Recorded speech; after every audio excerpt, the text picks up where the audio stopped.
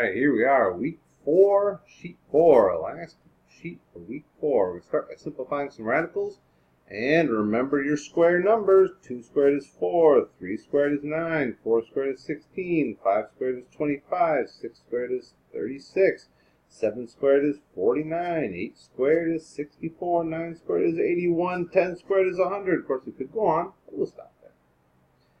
Let's do one example here, and I'm going to let you do the rest of them. Square root of 10 times square root of 8 is square root of 10 times 8, which is 80.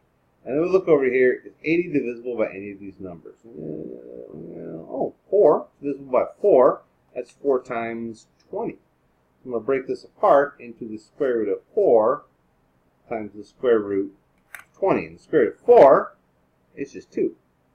Right, so that's 2 times the square root of 20. But let's go back and double check. Are we done? Is the square root of 20 divisible by any of the numbers on our list? Oh, yep, 4. So I'm going to actually kind of go up here.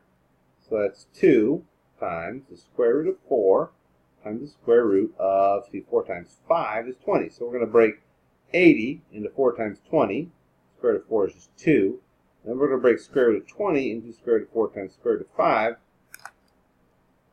And we've got, 2 times square root of 4 is just another 2 times square root of 5, and 2 times 2 is 4 times the square root of 5. Now, notice what we could have done. If you'd noticed this, 80 is divisible by 16. It's just 16 times 5.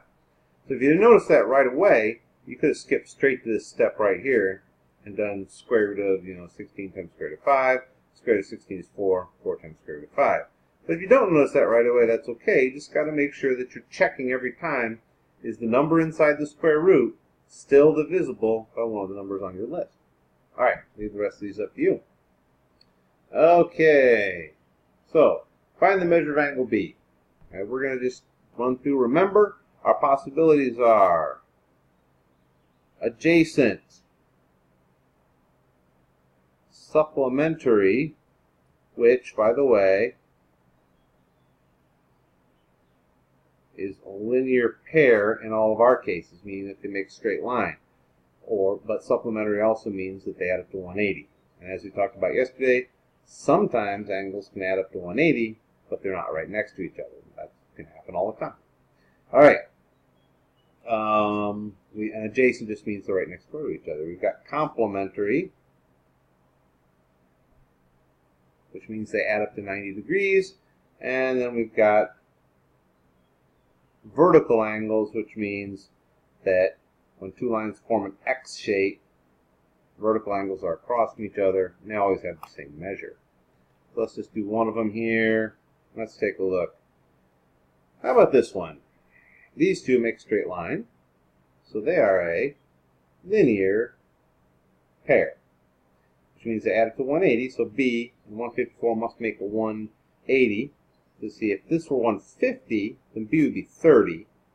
But this is 4 more, it would be 4 less than 30, or measure of angle B equals 26 degrees. I'll leave the others up to you. Let's do some equation solving. Okay. Here we have equations with variables on both sides. Well, there's no like terms to combine here, so I think the first thing we're going to do is get all of our variables on one side. Now, normally, I've been just putting everything on the left, but today I'm going to put it on the right. Here's why. I got a 3r over here and a 4r over here. If I want all the variables on the left, I'm going to have to subtract 4r. And 3r minus 4r gives me a negative r.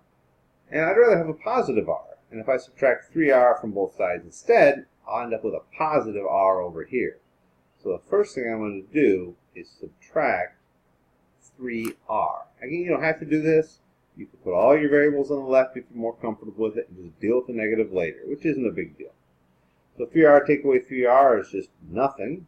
And then that leaves our positive 12. I guess I don't have to write the positive there, but I did. And then our 7 isn't affected. And then 4r minus 3r is just 1r. We don't have to write the 1. You can just write it as an r. Now we just have a regular two-step equation. I need to get rid of the 7, so we're going to subtract 7 from both sides. 12 minus 7 is 5. 7 minus 7 is 0. The r isn't affected. And 5 equals r. And we just go back and check our answer.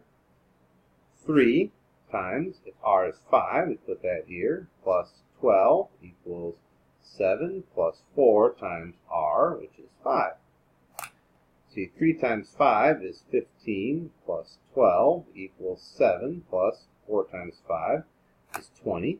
15 plus 12, let's see, it'd be 27. And over here, 7 plus 20, 27. Check! We've done it right.